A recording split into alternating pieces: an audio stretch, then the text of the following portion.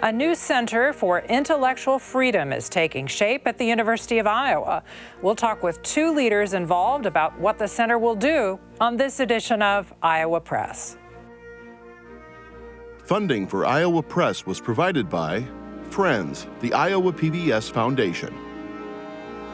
Banking in Iowa goes beyond transactions. Banks work to help people and small businesses succeed.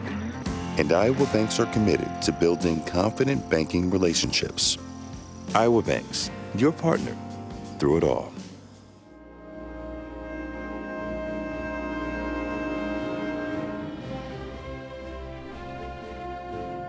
For decades, Iowa Press has brought you political leaders and newsmakers from across Iowa and beyond, celebrating more than 50 years on statewide Iowa PBS. This is the Friday, December 12th edition of Iowa Press. Here is Kay Henderson.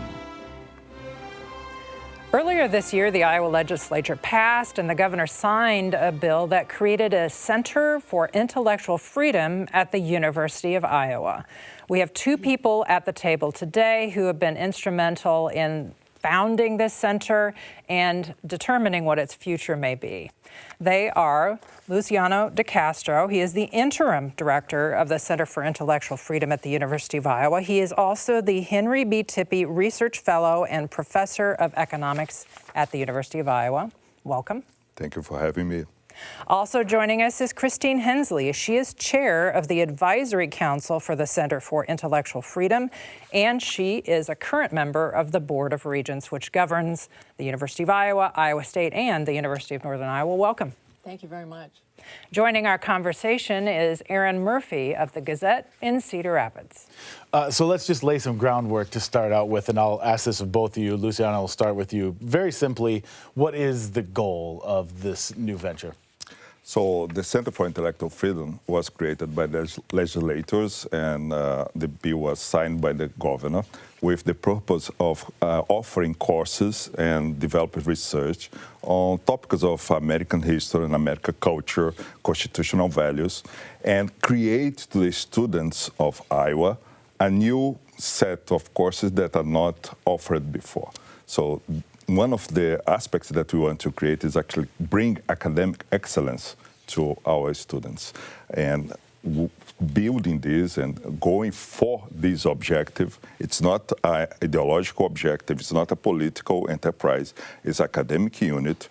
We are striving to create academic excellence for students. And in that direction, we brought for professors from top universities. Our advisory council is made of 13 professors, a majority of them 7 from top universities, 2 from Stanford, 2 from Chicago, 2 from Princeton, 1 from Northwestern University. And we perceive this as a good thing from the people of Iowa, for the family of Iowans, that will have now offerings in high quality in these topics that we're creating here in the University of Iowa. Well, and to that, before I move to you, Christine, so to that, is that filling a gap that currently exists? Is that not already happening on the Iowa campus? I think a good way to answer this question is to tell you a story, right? A couple of years, I'm a professor in the College of Business for 11 years. A couple of years ago, I was asked to propose a list of courses that would go for a survey to students to ask if they would be interested in the courses. And one of my proposals was to create a course on capitalism, just to show why capitalism works and why the other alternatives that do not exist in reality but are just ideals do not work when they are tried to implement them in reality. And to my surprise, the course didn't even go to the survey to ask the students, so the students didn't have the opportunity to say if they would be interested in these courses. And then to your answer is, and I know more on what happens in the economics, yeah, there are a lot of courses that do not exist. And your viewers can go right now in our website, in the University of Iowa website, and see that some of these courses are missing. Okay. Christine, how do you view the goal of this new center? You know, I echo what Luciano was saying, but I'd add just a little bit more information. I think, number one, it does provide more balance. And as you talk with alumni, significant donors, and parents of students, there is a feeling that there's not enough balance. And to give you a couple of examples, we actually, as a regent and also from a personal perspective, have received emails from parents and donors very concerned about not having open dialogue, diverse discussion about freedom, civics, and American history. So I really am excited about the center and that we will have that opportunity. And we will have various speakers coming in from time to time, which I think will be really contribute to the dialogue and the discussion.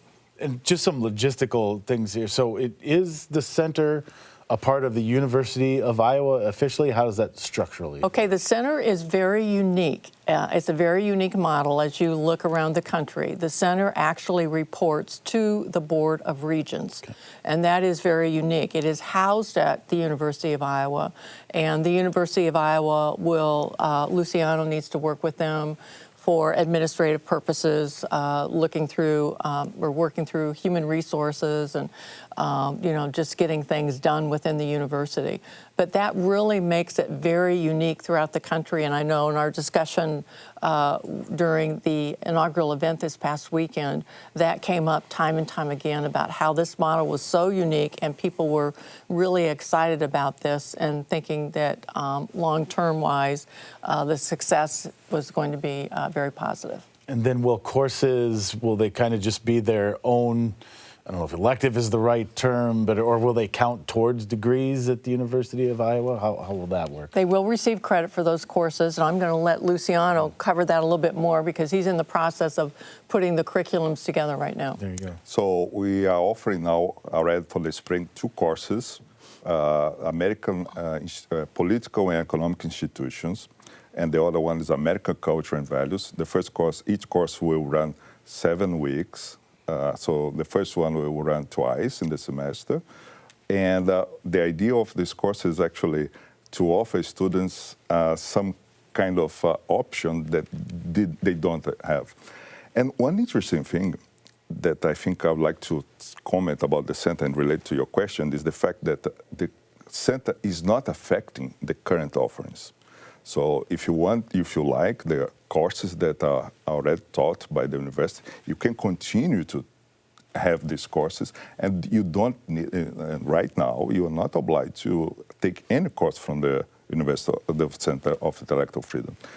This means that our offerings is just an additional choice for our students, the students of Iowa, and for the parents also when they help the students to choose their course. So because of this fact, I see the opposition to the center to say, for instance, that the center should not exist is akin to say that you want to forbid kids from Iowa from taking courses that we are offering. So do you want to do that? You are not touching, you have all the options that you have there. We are just creating more options. Do you want to forbid the kids from Iowa to take these courses? This is exactly, or is equivalent to be against the Center of Intellectual Freedom. Just a couple of quick questions. So you're hiring faculty, right? So will they be members of the University of Iowa faculty, or are they just part-time people who work at the center? Just real quickly, how's that work? So the law that created the center allows the center to hire faculty, and they can even have tenure, and the tenure will be affiliated with the University of Iowa. But the faculty will work in the center, and we may even offer joint appointments. So if a professor of political science, or in my case, from economics, right, from the business college, they can have a joint appointment in the center. So, Christine, you're conducting a national search for a director. Yes. Not this guy? Well, I'm sure he's going to apply. We hope anyway. So the search for the national director will be conducted by the executive committee of the advisory board. And the executive committee is made up of 9 members, of which there are are 4 that are not faculty and 5 that are faculty. And Richard Lowry, who is chair of the Scholar Committee, will actually be the person that leads that search for the executive director that would be the permanent individual. So who is Richard Lowry for people who aren't familiar? I'm going to let you give his title. He's a professor of finance at the University of Texas at Austin. Finally, who pays for this? Is it student fees? Is it tuition? Who's financing the Center for Intellectual Freedom? The legislature appropriated $1 million to the center, and so we're very, very appreciative of that, and hopefully in the future there will be additional appropriations.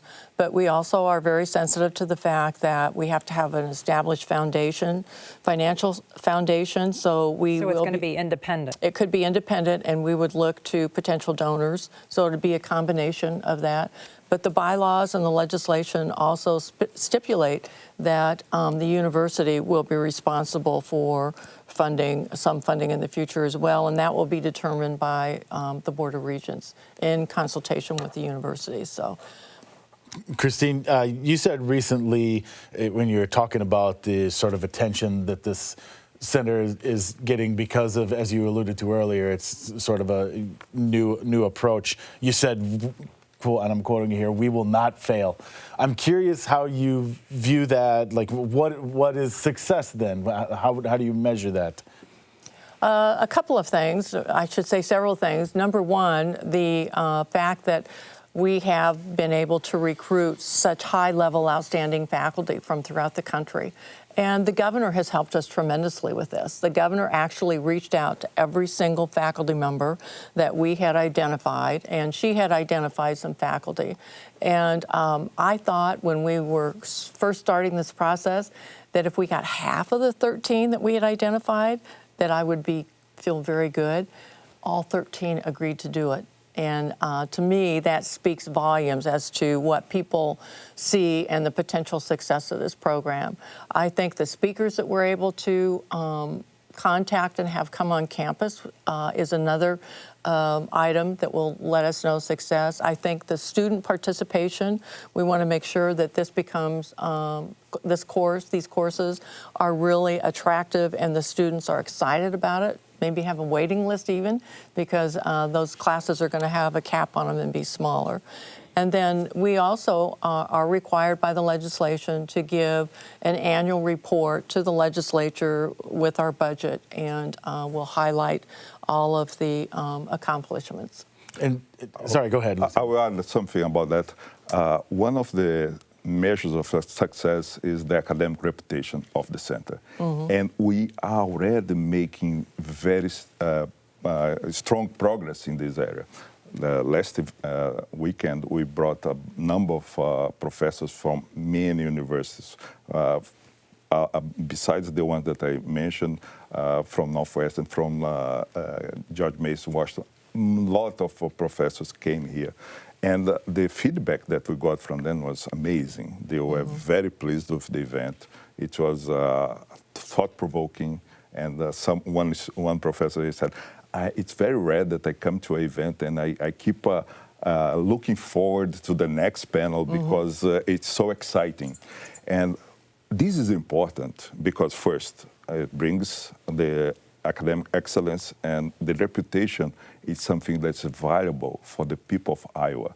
The families of Iowans can send their kids to the University of Iowa and say, look, they are going to get a great education. And I'm passionate about this because last year I talked with a mother who said to me, I told my son not to go to the University of Iowa. And I was surprised, why?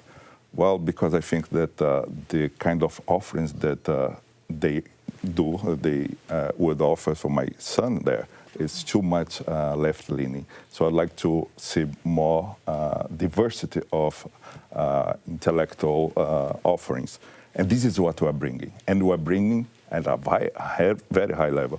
And as Chris said, the governor helped us to bring these scholars. She was very active in helping us this, and we are creating value for the families of Iowans. I just want to go back to something real quick, make sure I understand, Christine. So those 13 professors, are we saying that staff is being hired, like that process is already happening, or is this like The 13 professors are actually on the advisory board. advisory board? Yeah, okay, advisory not staff board. for the center. Yeah, and they will make up 5 of those 13 will be on the executive committee, of which the executive committee will lead the interview process for the executive director. And we plan to have our first meeting with that executive committee in the next couple of weeks. We're just trying to get a date. They're all very busy, so we've struggled a little bit with dates. But our goal was to have this process started by the time the legislative session came in January. And Luciano, I wanted to ask you, and Christine mentioned the event over the weekend that's sort of kicked off, symposium, forgive me what the real title of it was. One of the themes going into that, the questions posed was, what is wrong with universities? What was the answer to that question? Well, it was a very lively conversation. And when I was preparing the event, I was thinking about first having a diagnosis about what's going on with the universities. And this would inform us what we should do. And there was another session there about the center's strategy. Christine mentioned that a lot of professors had experience with similar efforts. And we want to see what the issues that they faced so that we can be prepared to overcome and do good things here. So your question is like this. There are a lot of things that are wrong, and what we want to do here is to offer things in a training in a very high rational level, so they can kids that go through the University of Iowa and they go training from the Center for Intellectual Freedom are trained to see and seek truth. And one of the problems, I would summarize, is actually the lack or the loss, the lose of track of the pursuit of truth. And we're going to bring this back. And I would just like to add again, back to the comment I made earlier, that the real significant difference that we learned with all that discussion over the weekend is the fact that the center does not report to administration at the University of Iowa. It reports directly to the Board of Regents. So Luciano will, as if there are, for example, budgets, finances, potential amendments to bylaws, those will be approved by the advisory board, but then they have to come to the Board of Regents. And there's only one individual that can be on the advisory board from the University of Iowa, and that was very specific in the legislation that was passed. I want to talk to you about some research about political ideology and as a child and in adulthood. There's a Pew Research study that shows the majority of parents sort of pass along the ideology, the political ideology, and the religion to their children who then become adults. There's also a University of Nebraska study that shows that political ideologies generally stay pretty stable. Like if your parents are Democrats, you're going to become a Democrat. If your parents are Republicans, you're likely as an adult going to be a Republican. So how does that square your complaints about the university being sort of a liberal factory for these students, square with the idea that the students who responded to the Board of Regents survey said they feel comfortable in the high 80s talking about things in class. They don't feel like they're stifled. How does that square with what the students are telling the Board of Regents? So I don't know this research that you mentioned, and if you ask me the perception of most of the courses in the University of Iowa, they are very high quality. I wouldn't say that they are bad. And actually, even if a professor is left-leaning, you can most of the time learn from them. The point is to offer things that go beyond.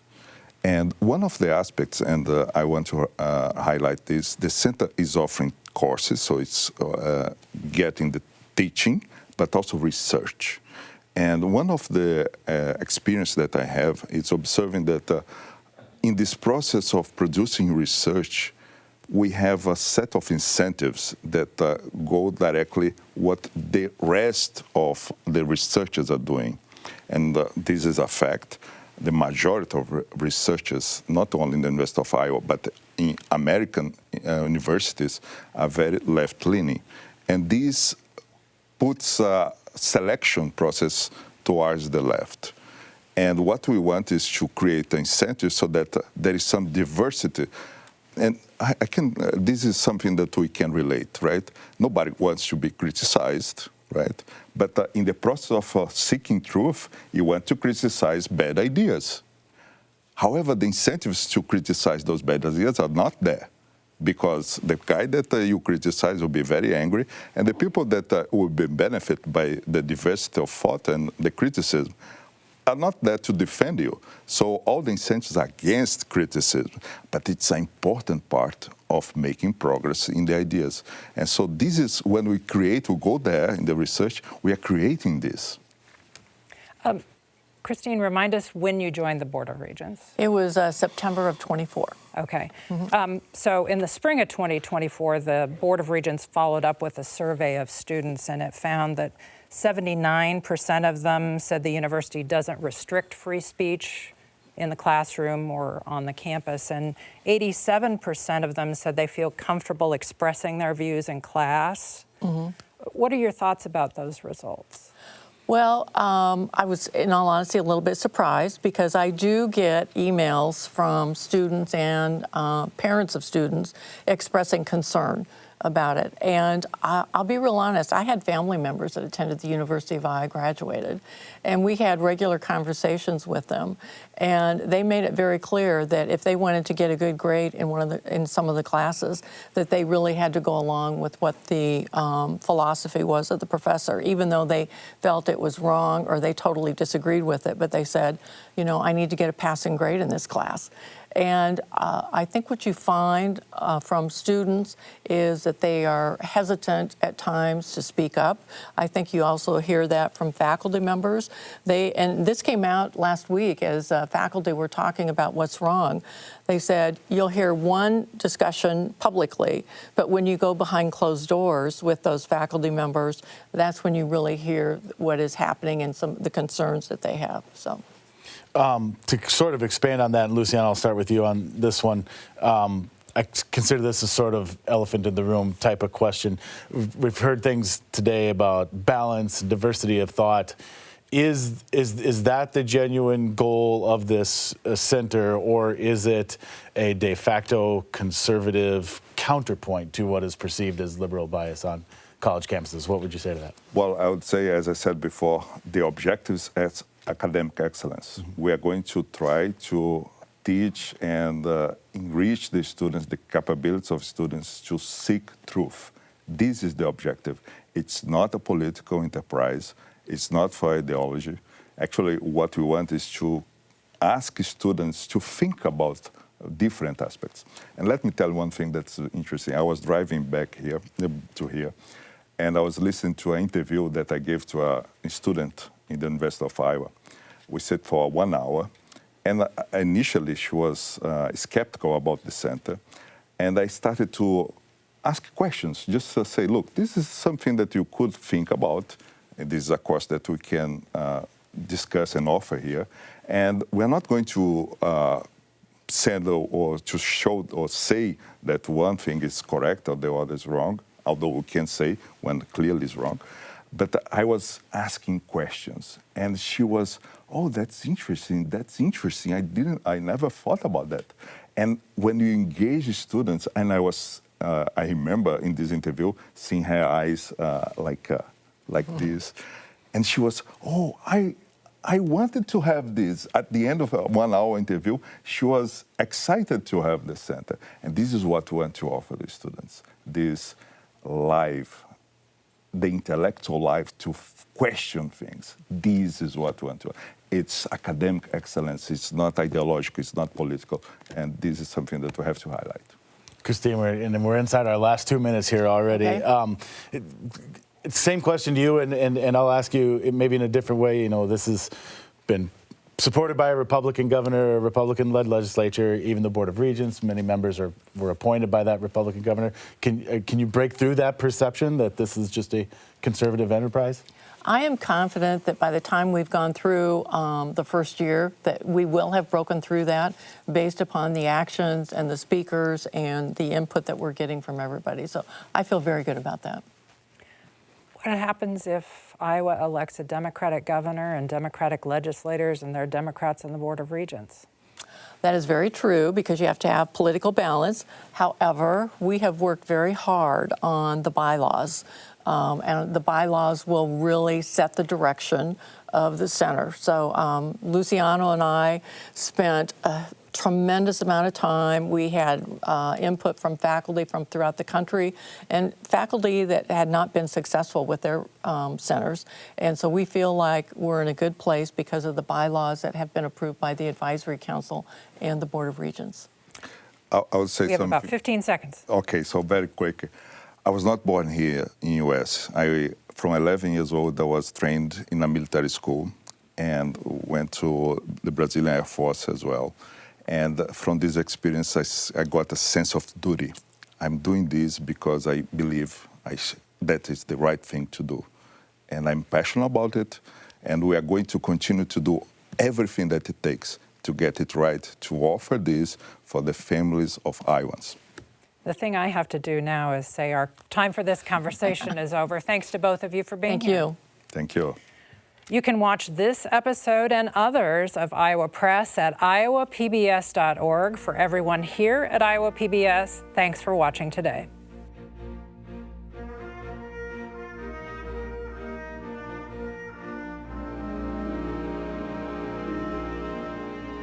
Funding for Iowa Press was provided by Friends, the Iowa PBS Foundation. Banking in Iowa goes beyond transactions. Banks work to help people and small businesses succeed. And Iowa banks are committed to building confident banking relationships. Iowa Banks, your partner through it all.